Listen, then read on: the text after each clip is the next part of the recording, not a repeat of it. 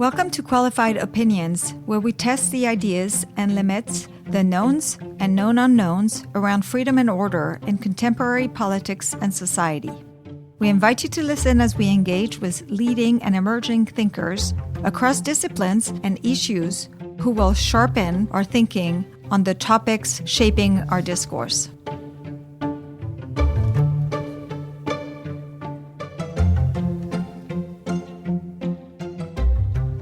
Welcome back. Today we're diving into the evolving landscape of conservative and libertarian thoughts with Dr. Sam Gregg. Sam is a director of research at the American Institute for Economic Research, the institute that produces this podcast. And Sam is one of today's most insightful analysts of political economy and moral philosophy. Sam has written extensively on the question of economic liberty, religious freedom, and the intersection of markets and morality. He's also an expert on all things economic, and his latest book, The Next American Economy, is a must-read to think about the country's recent move towards industrial policy and protectionism. Today, we'll explore the transformation and apparent fracture of conservative and libertarian movements in recent years. We'll examine where these intellectual traditions may have lost their way, analyze the forces driving these changes, and discuss a potential path forward for those committed to the principle of ordered liberty and free markets. Welcome, Sam. Thanks, Vera, for having me on. It's good to be with you. So before we start, I want to ask you, how did you become the scholar that you are? Well, that's a big question to which I'll give a relatively short answer. So I going at school, I was always interested in politics. I was always interested in economic thought and policy. When I was growing up, like you, I was growing up at a time when economic liberalism was in the ascendancy. I lived in a country, Australia, which went from being a pretty protectionist, Keynesian-orientated country very quickly in the direction of free trade and a competitive, dynamic economy in which the state was, to a certain extent, rolled back. So I was always interested in how that happened and why that happened. And I was also interested in the foundations of a free society. And obviously, a lot of those foundations are economic, right? But we also know that the foundations of a free society and a free economy go beyond economics. So that took me into the realm of moral philosophy as well.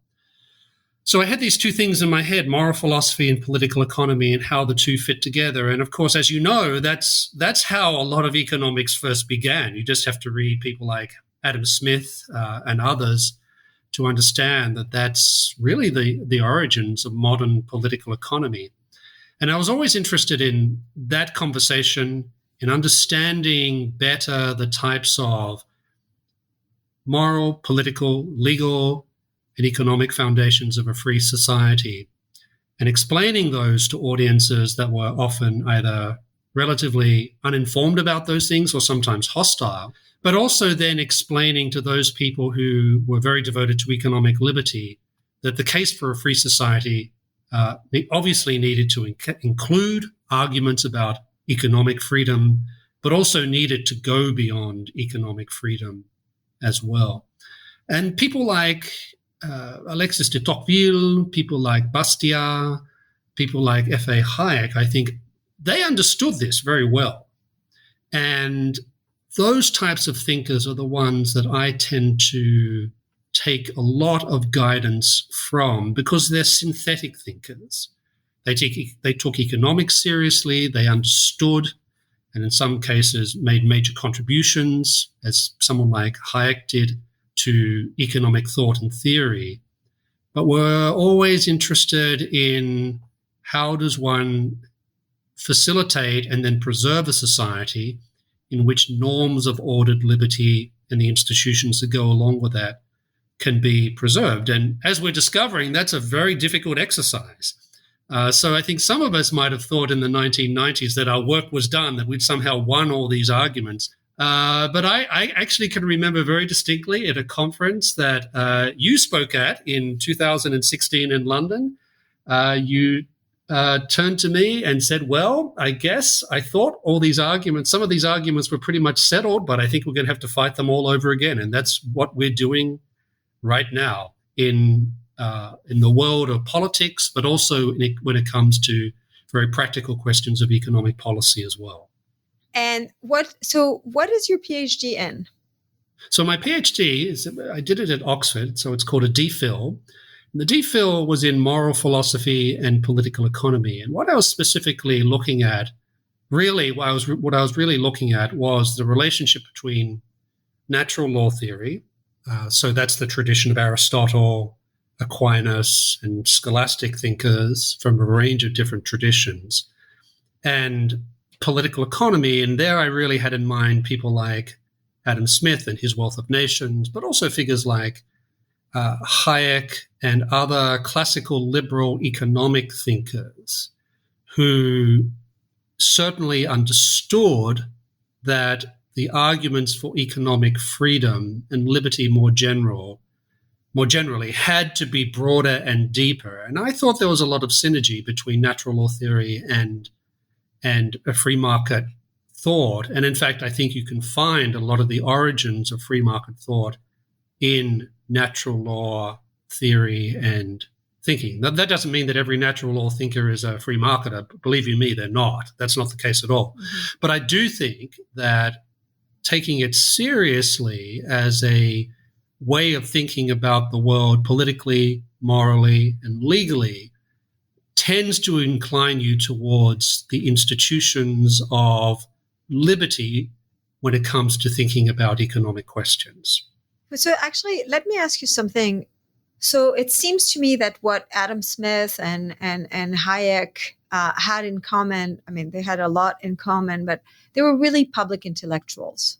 They weren't just economists. I mean, we call Adam Smith the father of economics, but the economics that we're talking about here has nothing to do with the economics that is taught in universities around the world anymore.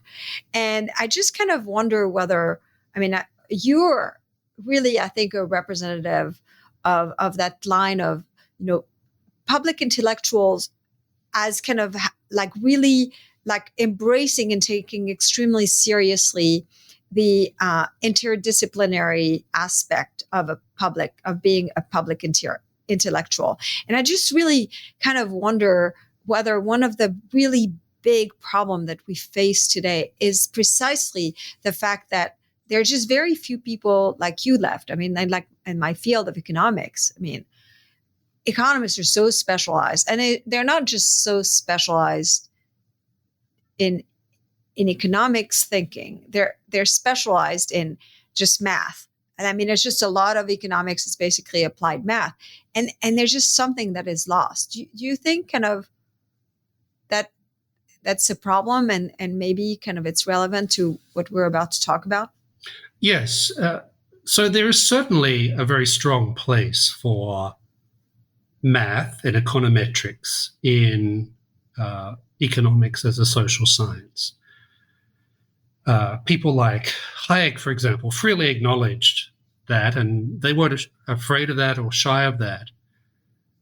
But I also think that with the advent of Keynesianism, and more specifically, the Keynesianism developed by Keynes's disciples, plus the efforts of figures like Paul Samuelson, whose textbook really formed the basis for Econ 101 for decades, which was essentially an attempt to put into math or formulae many of Keynes's insights. And I think it has led to a certain degree of insularity, you might call it, on the part of economics, in the sense that if you can't measure it, it doesn't exist, or it's not real. Now we call that problem scientism. Mm-hmm. And that's not just a problem that manifests itself in some parts of the economics profession. That's a problem that's everywhere. And I think that people like, certainly Hayek, the type of economics that he did, and we're really talking about before the Second World War, because as you know, his interests changed after the Second World War. He got much more interested in political philosophy and moral philosophy, and even things like psychology. The type of economics he did was much more reflective of that older Smithian tradition, which is really working out the logic of choice, the logic of consequences, known and unknown, but also informed by certain normative commitments. In the case of someone like Smith, the normative commitment was to what he called natural liberty. And the idea that it was through people being able to exercise this liberty in institutions that reinforced and protected this natural liberty, that actually the well-being of individuals, but also the wider society, would be well served at the same time. And that, I think, was very much the way that economics was done. I mean, even Keynes had a very similar view of what he thought economics was about. And that's why I think people like Hayek and Keynes, for all their differences, which are pretty significant, were much more into what we would call political economy than what we would call economics today. I think there's so that's actually a weird similarity between two of these very pivotal figures. And I think that, as you say, there are very few people who do that type of economics today, which I think is a shame, because I think we lose certain interdisciplinary insights and growth of knowledge as a consequence of that. Yeah, it's interesting that and I think you're totally right, that in a way, Keynes and Hayek are more similar, in spite of all their similarities, than Keynes would be with the neo-Keynesian today, for instance. Like, I mean, it's a very different breed of economist and thinker. So we are recording this episode on November 5th. It's the day of the election. We have no clue who's going to, unless you have some special knowledge, Sam, we have no clue who's going to win. But there's one thing that we're sure about, you and I, is that classical liberalism was not represented on the ballot. And that's really what I want to talk about, because I've been in this country 25 years, so I've been through a bunch of elections. And while classical liberalism wasn't, or like at the very least, the way I would like it to be, was never represented, at the very least, there was a lot of paying lip service to it from both sides. Even at the beginning, I remember there was such a thing as the blue dog Democrats, right, who were, fiscally conservatives. So I want to ask you first, how do you define classical liberalism? That's the first question. And then what fundamental principles of classical liberalism do you see being most challenged or abandoned in current political discourse? I think it was Hayek who, sometime when he was at the University of Chicago in the 1950s, drew up a sort of typology of classical liberalism. I think he identified maybe something like 30 or 40 different types of classical liberalism. So ranging from people who were sort of very strict utilitarians to classical liberals who were religiously informed people and took that type of thing very seriously, to those who worked within particular national traditions. So as you know, there's a whole tradition of French classical liberal thought. Mm-hmm. There's also specific German traditions, etc. But if you talk to a group of classical liberals about what is the content of classical liberals, you're going to get a lot of disagreement, right? Mm-hmm. But if I was going to try and define what it means at a level of principle, I would say the following things. One is a commitment to the dignity of the individual. A second is a commitment to an understanding of the individual as a person who has reason, albeit limited, who has the capacity to make free choices, who's also a social being, who was also flawed, who can't know everything, and is also creative. Next level down, I would say, is you need to ask yourself, well, what does this understanding of the human person translate into? And I think it translates into an economic commitment to a free market economy, which I think caters very well to all those different dimensions of the human person as free with some reason, but also flawed and self-interested, but also capable of great acts of generosity towards others, and who is created by nature, etc. I also think it translates into a very strong commitment to limited constitutional government. Constitutionalism, as we understand it today, I think, is very much a product of, let's call it the 18th century European Enlightenment. There are antecedents to it in the medieval and ancient world, but I think how we understand constitutionalism today is very much reflective of that Enlightenment period.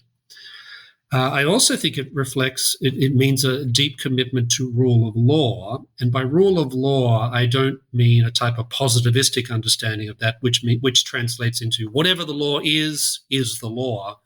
It's much more about principles of reason that we can know and which lead to non-arbitrary behavior on the part of the state, and which produces a type of equality of all people, regardless of whether they're male or female, whatever their politics are, whatever their religion, if they have a religion, what that happens to be, that type of basic equality before the law. So that's a sort of very bare bones, I think, understanding of what classical liberalism is. And obviously it means that you don't believe in certain things. It means, for example, that you're skeptical about having large government trying to direct everything from the top down.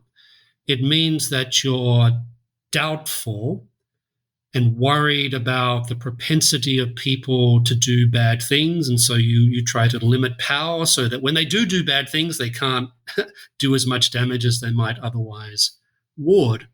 But I also think it's, apart from the negatives, there's also a very positive dimension to it, insofar as that liberty which it seeks to protect, which classical liberalism is particularly concerned with, is seen as a path for, let's call it, all-round human flourishing. And I don't just mean by that things like the massive increases in material wealth that have done so much good in terms of reducing poverty throughout the world, but also the opportunities that it provides for human creativity, for human initiative, and human development in all sorts of fields of life that include, obviously, but also go beyond the economy. So that's a very simple, I think, definition of what I think classical liberalism is. And people would differ among themselves about how much weight they would give to some of these different things, or where they would differ in many respects about where they think this innate dignity and importance of the human individual comes from.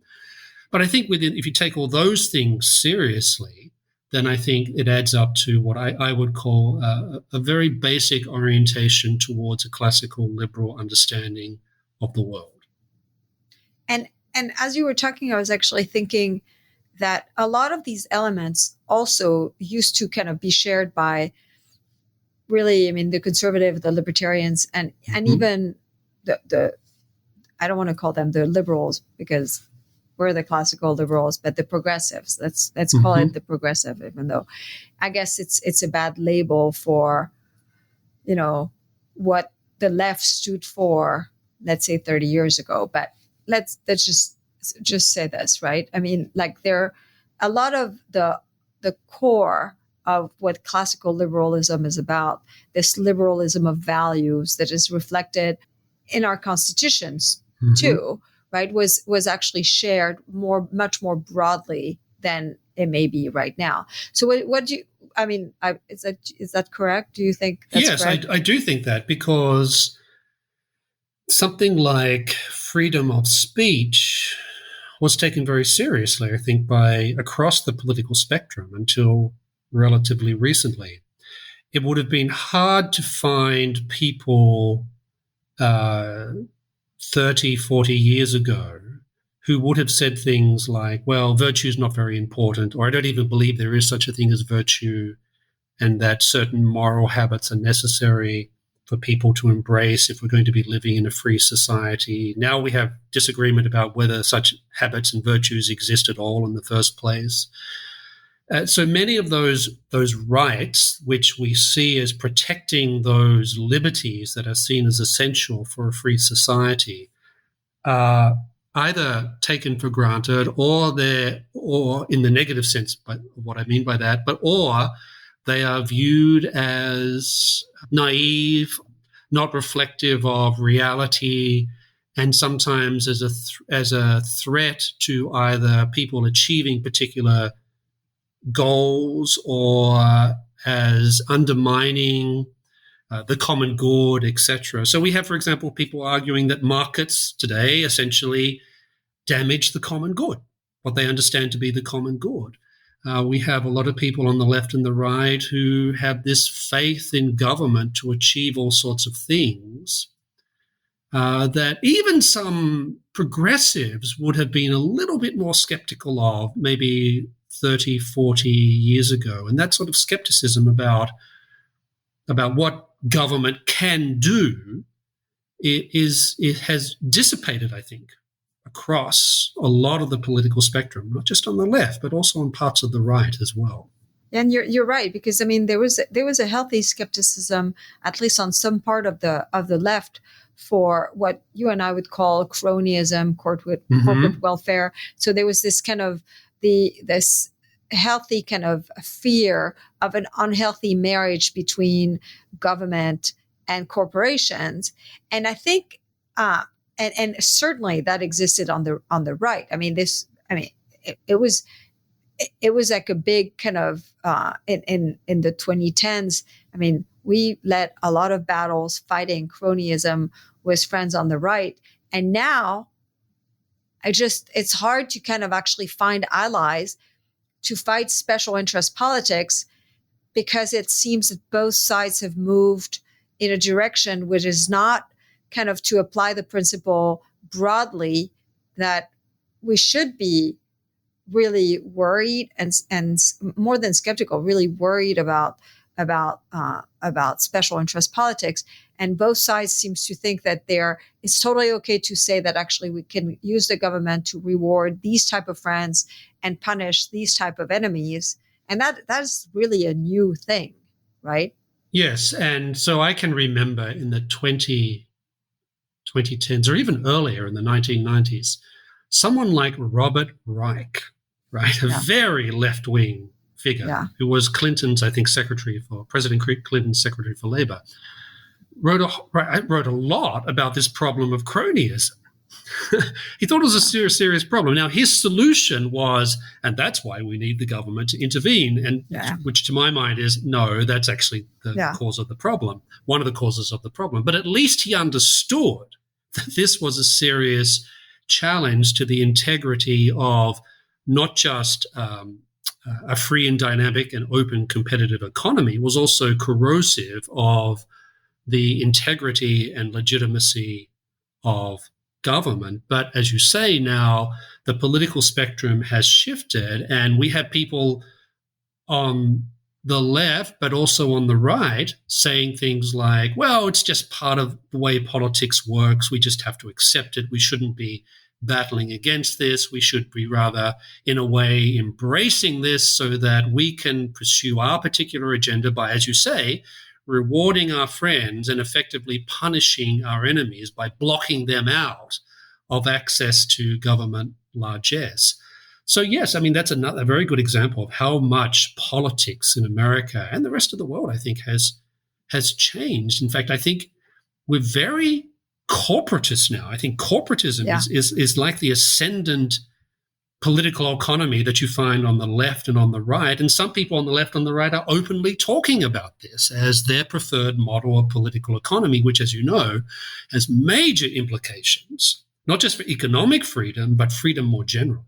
Yeah.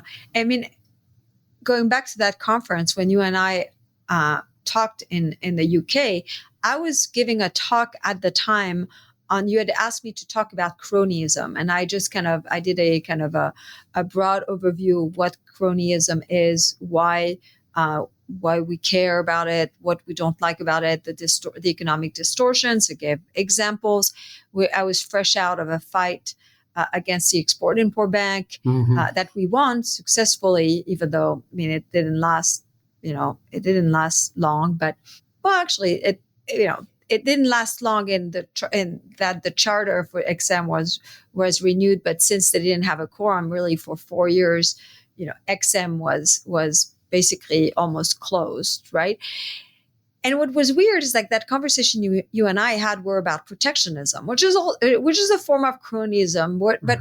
But at the time, there was no sense when you and I were talking that actually there would be such a reversal from actually we may be winning on the cronyism front to where we are today, which is no one cares. Literally no one cares. And it's gone so far as the left and the right, thinking that, yes, we should be thinking about punishing big tech, and we should think about there's nothing wrong with giving rewards to particular company.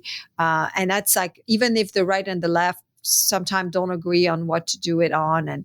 And so, but when did you, so in 2016, we knew the shift was happening on protectionism, but we didn't realize the scale of it. But when did you first notice really significant shifts away from traditional classical liberal principles within the conservative movement, beyond the protectionist side? When did you start thinking something really big is happening? I think for me, it was really in 2015. And that had something to do with the emergence of Donald Trump as a leading candidate for the Republican nomination, because Donald Trump has always been a protectionist, And it was more than just that. There was also associated with that was also emergent voices across the conservative spectrum of people saying things like, well, the conservatives have invested way too much in the fight for free markets. We need to be focusing more upon social policy, family policy, etc. And if that means things like increasing family allowances or finding ways to use the state to benefit not just particular social groups, but even particular regions of the country, that's when I noticed that had started to become more mainstream on the right. Now, there were always groups like that on the right. We only have to think of someone like Pat Buchanan, right? So we remember when he ran for president in 1992, he was very explicit in his criticisms of free trade, right? So he was very clear about all that. So, but when those types of views started to attain an ascendancy, and it was noticeable how quickly so many institutions that had once been seen as bulwarks of the case for markets, for example, suddenly seemed a lot less enthusiastic about advancing the case for economic freedom across the board. And then that just simply accelerated, I think, from there. Now, that's partly because a lot of people just follow where they think the trend is going because they want jobs in its administrations, or because they were never really particularly convinced of the case for free markets. So I think all through that second half of the 2010s, that's when it really started to accelerate. And then we saw the emergence of individuals and institutions explicitly advocating and standing for a conservative vision of an interventionist state. And I would argue that a lot of the momentum is and has been with those groups and institutions for quite some time. And those of us on the free market side, we spend a lot of time having to deal with a lot of that and responding to that. And that was not the case, as I recall, in, say, the 2000s or even the early 2010s. It was a very different world.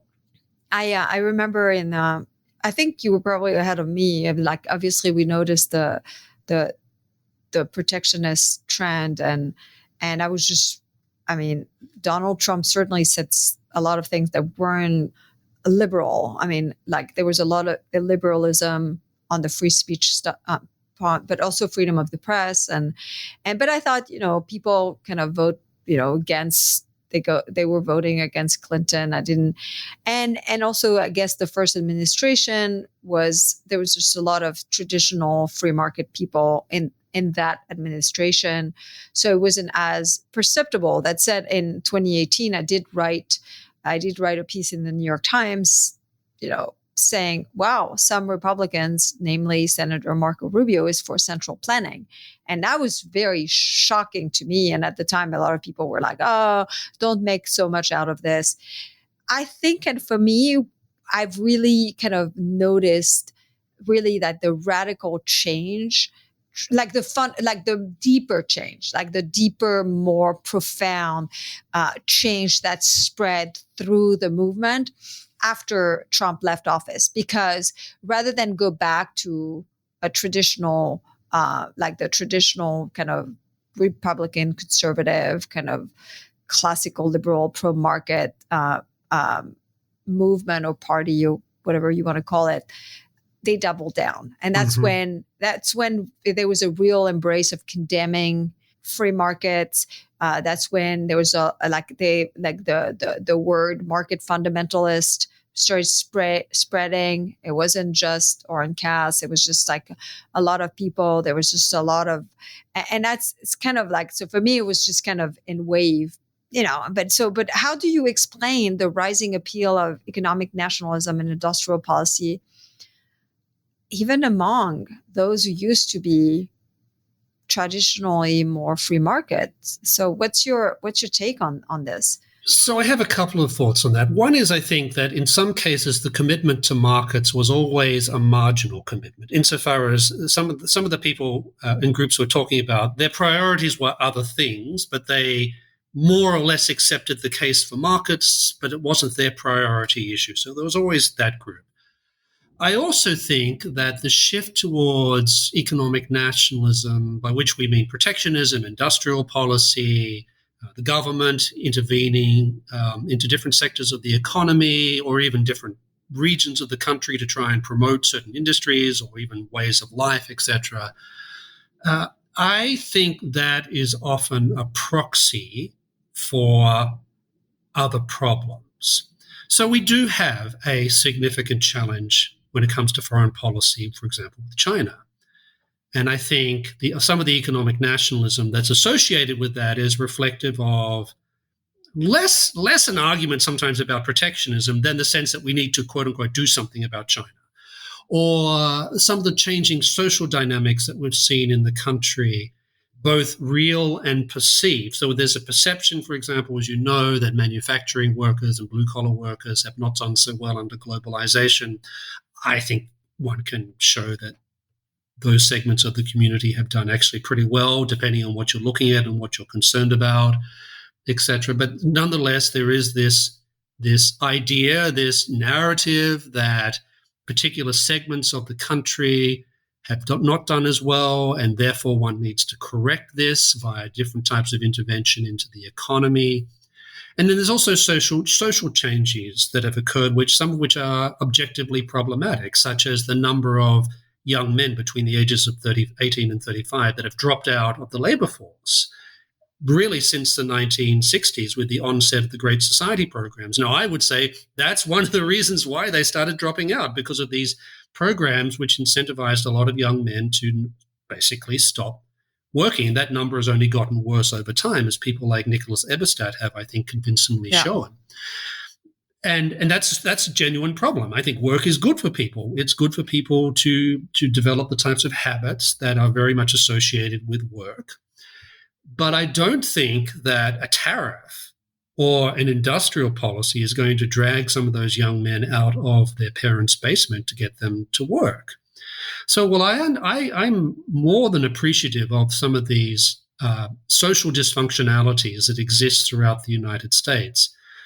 But I'm baffled by the tendency of some conservatives to essentially think that there's an economic solution to some of these problems, because I think some of the problems have been accentuated precisely by the types of interventions into the economy, particularly through the welfare state, that have really messed up incentives for in incredibly large numbers of people. We've also seen things like corrosions of civil society, of habits of civil association, which have always been very strong in the United States, and even today are much stronger in the United States, as you and I both know in most of Europe, right? Mm-hmm. But we've seen that corrode, and there's a sense, well, we need to do something about it, and the way we do something about it is we have some type of government intervention into the economy to try and reorientate incentives or to try and restore certain social formations. And I'm all in favor of a flourishing, dynamic civil society. But I think the more that you try and use the government to revitalize it, I think the more you actually undermine its very foundations. So I think we've seen this shift because I think people, ironically enough, this is not something you'd expect from conservatives. They often have a quite materialistic, economistic explanation for social phenomena that actually have very little to do with markets. And to the extent they have something to do with the economy, it's much more about interventionism as one of the culprits.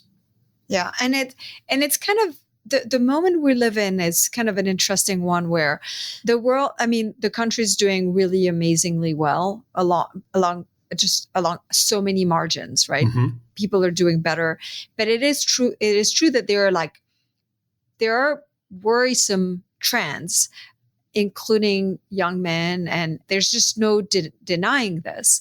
And especially because now this decline not only continues, but is also not compensated by the entry into the labor force of women.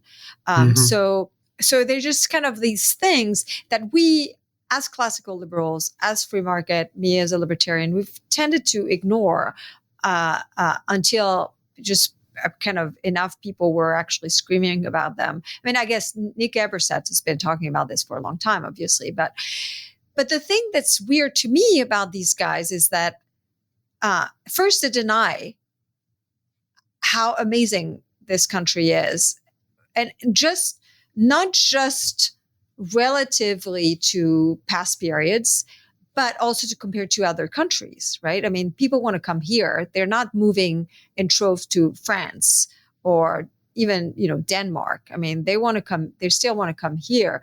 But it's also kind of like this notion that the problem, whatever the problems are, which we agree, some of them are extremely serious, they're caused by free markets. Right. And especially on the economic sphere, you can talk about, I think we can have a serious conversation about what more freedom in a context of less moral value or the disappearance of institutions that were more kind of guidelines on the moral value front. What are the consequences of this? But it's hard to actually kind of claim that ultimately the world we've been living in is like this raging free market, unfettered free trade.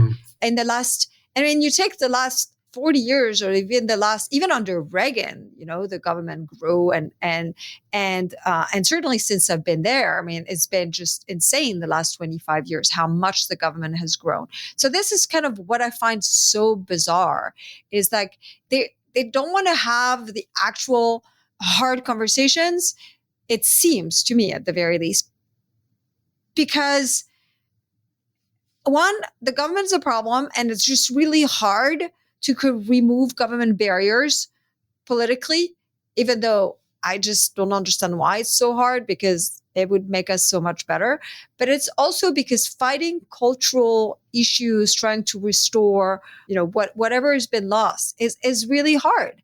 And it's like they're kind of a bunch of people walking around with hammers, and saying, well, this is what we're going to do. And I just kind of, I don't want to call people dishonest, but I just wonder whether we're seeing this because it's politically expedient, and effectively the people who are loud on the populism front are basically people who are seeking power as opposed to seeking solutions. Am I being unfair? No, I don't think you're being unfair, because I have noticed the number of people, as I'm sure you have noticed, the number of people who have abandoned their erstwhile free market economic commitments.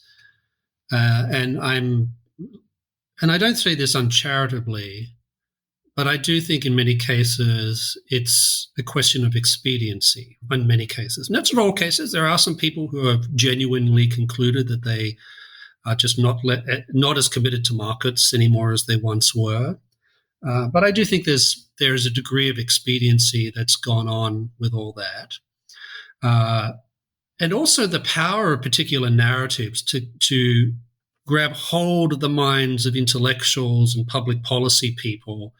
We shouldn't underestimate that. So, we hear this language of market fundamentalism, that markets have been unfettered, as you point out. This is simply not true. The last time I checked, the Cato Institute wasn't running economic policy in the United States for the past 40 years.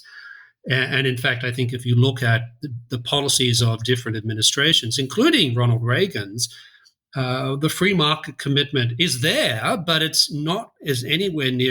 wasn't as anywhere near as strong or as dominant, I think, as people presuppose. Well, in fact, during Reagan, David Stockman ended up leaving his position as the head of OMB precisely because he was infuriated by the lack of commitment to reducing the size of government.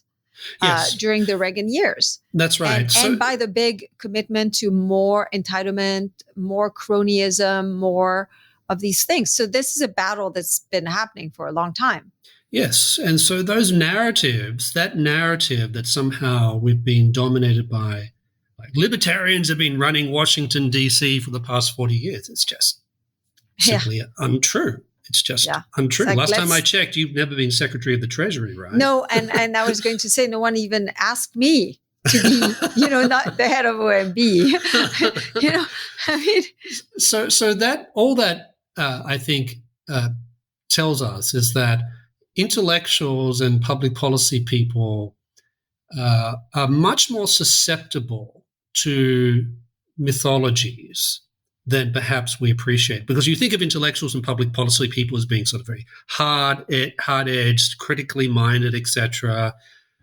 But I've come to the conclusion that often they're some of the people that are the most easily shifted in particular directions, not just because of self-interest, but because they just become convinced of a particular understanding of what's gone on and therefore change their positions in accordance with that. So that's a real challenge because you have to sort of engage in intellectual arguments with people who sometimes are simply not interested in the actual facts, right? I mean, we're having this argument today, as you know, about the history of tariffs in the United States. And the evidence is absolutely clear. Yes, there were tariffs in place, pretty extensive tariffs from just before the Civil War all the way up until the 1900s. And the argument is, well, of course, America grew immensely during this period of time, and so therefore this was clearly a consequence of protectionism. Now, you and I both know that people like Douglas Irwin, people like Eric Mattson, people like Philip Magnus, I mean, I could keep going on and on and on, have shown that this is simply not true, that America grew despite the tariffs, and that where the tariffs were most powerful was precisely those parts of the economy that grew the least, and that America's growth had very little to do with tariffs, and if anything, tariffs restricted that. But you make these arguments. I've made these arguments. You have made these arguments. There are serious economic historians who have made these arguments. And what is the response? The response is tariffs made America great. So in other words, the actual evidence is not important for a lot of the people who are pushing these arguments. Now, for those people Can I add just this one thing that I always like to say in the context of this particular conversation is that at the time, there was one major import that was taking place in the U.S. with zero tariffs, and that's immigration. Yes. Immigrants were coming. I mean, the scale of the immigration to this country with zero immigration barriers was spectacular. And so I like to actually point that out to our populist friend who believed that the greatness of America at the time was because of the tariffs, which, by the way, were just there to raise money as opposed to be really protectionist. Yes, and we also know that even at the time, there were historians like Frank Talsing teaching, I think it was at Harvard or Princeton, who wrote a whole history of the tariff in the United States and published in 1888. And he pointed out how the tariffs had become a crony party very, very quickly. And he pointed out, look, this has got nothing to do with some sort of objective critical analysis about how the economy should be growing. It's all to do with interest groups lobbying. And that is actually the deeper history of tariffs in the United States. That's connection to cronyism and the sheer amount of distortions economically and politically that is introduced into the United States. That's the story I think that needs to be told more clearly and more often. And I've talked to Will Ruger, who's the head of AIER, about President Grover Cleveland. And one of the things, I mean, he was really good on trade. And one of the reasons he was fighting protectionism was not so much the economic side, but it's because he hated the corruption of it all. Yes. No, that's right. And I think that's the actual story. And so but here's the thing, when I point some of this out to those who are on the opposite side of these arguments to us in the conservative world, or even in the progressive world, when I make these arguments, what I tend to get or sense is a type of shrugging of the shoulder.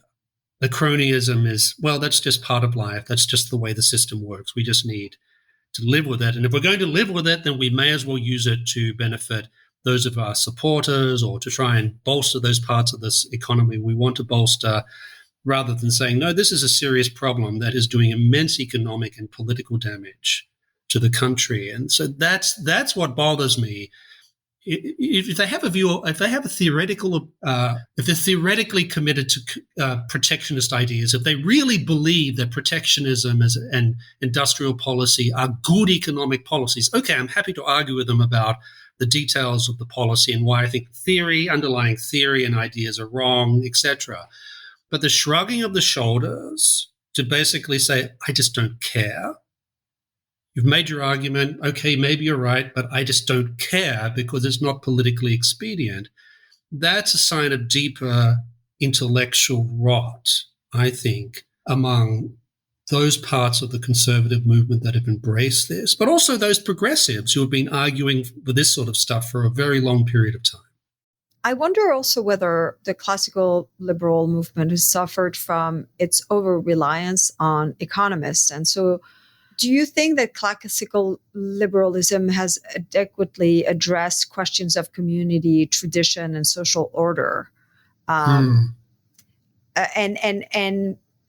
whether basically, if it hasn't, it kind of could explain some of the current political realignments. It's our failure to just focus it all on the economics, which goes back to also the first question. One of the first question I asked you is like, maybe had we had more public intellectuals, like just as well-rounded as you and Hayek and Smith, maybe the path would be different.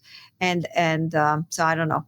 What do you think? So I think it's fair to say that an older generation of classical liberals, so I'm really now talking before the late 1960s. If you go back and you read classical liberal literature of the early 60s and the 1950s and the 40s and the 30s and the 20s, or even further back into the 19th century, even into the 18th century, yes, they were obviously very interested in economics and specifically market economics, and were very much convinced of the case for markets and deeply skeptical of the mercantilism of the 18th century, of the economic nationalism which started to emerge at the end of the 19th century, which dominated the interwar period, etc.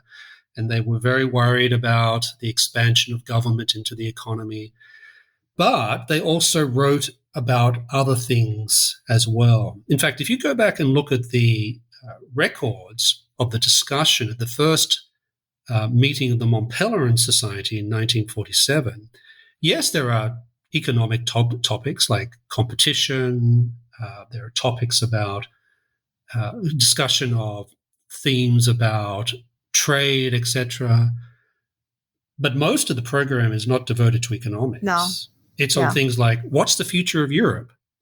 What are we going to do about Germany? What's the relationship between liberalism and Christianity? What is the proper stance that we should be taking vis-a-vis communism? So I think it's fair to say that if you go back to that period, and there are people like Hayek and others around who are quite well versed at talking about all these different questions. Now, I'm not saying that that's absent today. There's plenty of classical liberals who can talk about those sorts of things, and in an intelligent and informed way. Plenty. But there's also those who I think gravitate towards the economic as the lens through which everything else needs to be run. And I think that's a mistake. Mm-hmm. I'd like to recommend Bruce Caldwell has a book out, which is basically an edited transcript of the Mont Pelerin meeting. It's called Mont Pelerin 1947, and it's super interesting. We just read it as part of Mercatus. We kind of had a book club, and it was so interesting precisely because of all those non-economic issues they were talking about. So I really recommend reading it. It's interesting. So no, I think it's a very good example of the way in which an older generation of classical liberals were very familiar with those things in that world. I think of someone like a Leonard Liggio, the late Leonard Liggio, who was basically a polymath when it came to talking about all sorts of different things. They even talked about things like the importance of history and why getting the right take on history is so important. And if you look at the classical liberal world today, yes, there are people who do write and think about those sorts of things. But it seems to me that it's even more necessary for classical liberals to engage intelligently with those questions, because if they don't, then you have dirigists from the right and the left who will very quickly dominate those types of discussions. And we're seeing this now, for example, something we just talked about, the way that the history of tariffs is being talked about. There's plenty of good classical liberal literature on this, but the fact that the dirigists have gone straight for this and have very successfully popularized a false narrative tells us that we have more work to do in correcting some of those things, but also getting on top of the disciplines that enable us to provide responses that deal directly with the historical claims that are being made. What is the role of a declining religious faith in Western society, in your opinion, played in the awakening of classical liberal ideas? Well, that's a good question. I think a couple of things. One is that the relationship between religion and classical liberalism has always been complicated, right? And we're really, for the most part, we're talking about Christianity here. Mm-hmm.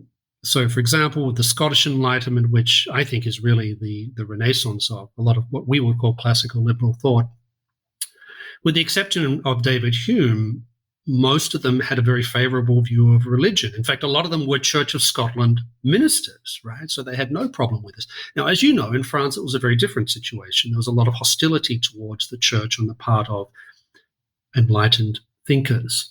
And then through the 19th century, there's an ongoing conflict which people like Alexis de Tocqueville and Lord Acton worried about, because Tocqueville looked at the United States and said, the world of religion, which meant Christianity for the most part, and in that case, mostly Protestant Christianity, and the world of liberty go hand in hand. There's no problem here. He says in some of his memoirs, I talk to Catholic priests and they have no problem with limited government and constitutionalism and no problem with living in a republic. And then I go back to my native France and the church is at war with the forces of liberty, and the forces of liberty are at war with the church. And Tocqueville's point and Lord Acton's point and Hayek, I think, even to a certain extent, even though he was, I think, accurately described as an agnostic, they understood that that human beings were homo religiosus, that even an atheist is someone who is religious in the sense that they have taken a stance on what they believe about God. That is, that they don't believe there is a God. But that's a religious position, right? And religion, as people like Tocqueville and others noticed, was very important in forming people in the virtues and habits that are necessary if people are going to be free. And you can find a lot of this in Scottish Enlightenment thinkers as well. Even Hume, who really didn't like religion, sort of acknowledged, well, it does have this effect, which is probably beneficial, even though I'd prefer to sort of get rid of all this stuff, etc. So that raises a question: what happens when religiosity starts to decline? Well, I think it means that just from a purely sociological perspective, so putting aside questions of belief in God and things like that, or the respective claims of religion, just sociologically, it means that there isn't a force within society that is insisting that there are certain moral habits that are good for all people to follow at all points in time. And when that starts to decline, then the connection between liberty on the one hand and virtue on the other gets harder to sustain. So I'm just talking in sociological terms now, not in terms of what people believe. And I'm a believer, but I've encountered people who are not believers who lament the decline of religion, certainly as they understand it, because of what they see as the negative effects upon the types of moral habits that are necessary if we're going to live in a free society. That's sort of what Tocqueville was saying, and I think that's basically right. And so when religiosity starts to decline or gets distracted into political ideology, which I think is another whole problem that we have to deal with at some point, then it gets harder to sustain the types of virtues that you need for a free society. So I think that many of us, especially like on the libertarian side of that conversation, I mean, we fail to kind of recognize that even though we wanted more freedom across the board, we have been really living from like benefiting massively from the dividend of a very virtuous society for a long time.